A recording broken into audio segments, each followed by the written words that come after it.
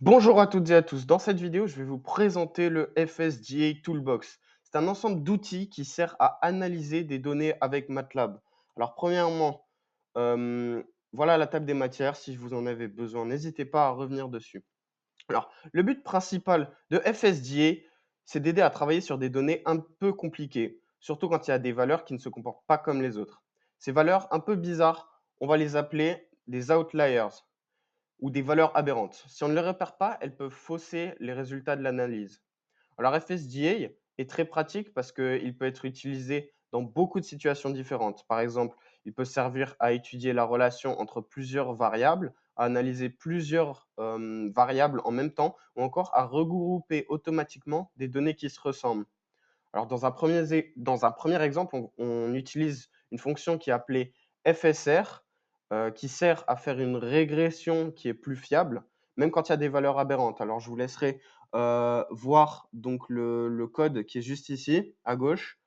Hem, Cette fonction est appliquée à des données réelles liées au commerce international de poissons pour cet exemple, comme vous pouvez le voir en haut du code où c'est marqué load fishery. Et finalement, sur le graphique donc, qui est à droite, les comportements anormaux apparaissent en rouge, ce qui permet de les repérer très facilement. Dans un deuxième exemple, on va utiliser donc la fonction FSM. Je vous ai encore une fois donné le code juste en haut. Cette fois, on va l'utiliser sur des données créées volontairement avec des valeurs problématiques. Et cette fonction permet de repérer des valeurs aberrantes quand on analyse plusieurs variables en même temps et de voir dans quelle direction ces valeurs posent problème. Alors, ensuite, on va utiliser la fonction tclust qui permet de regrouper les données en plusieurs groupes qu'on va appeler des clusters et de vérifier s'il y a donc des valeurs qui ne rentrent pas vraiment dans ces groupes. Comme vous pouvez le voir, ce sont les valeurs donc, qui sont en dehors des cercles. Les ellipses, donc ces cercles justement, affichés autour des groupes permettent de visualiser la zone où se trouvent normalement les données. FSDA propose aussi des outils interactifs, par exemple donc la fonction clustcplot, qui permet de comparer plusieurs façons de regrouper les données.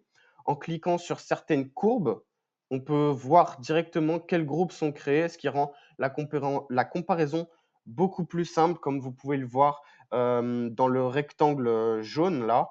On a appuyé justement sur ces deux points, ce qui nous a permis de rentrer plus en détail sur les statistiques de celle-ci. Alors pour conclure, FSDA est un outil très complet et très flexible. Il est utilisé dans beaucoup de domaines pour analyser des données complexes, repérer des valeurs aberrantes et mieux comprendre ce que racontent réellement les données.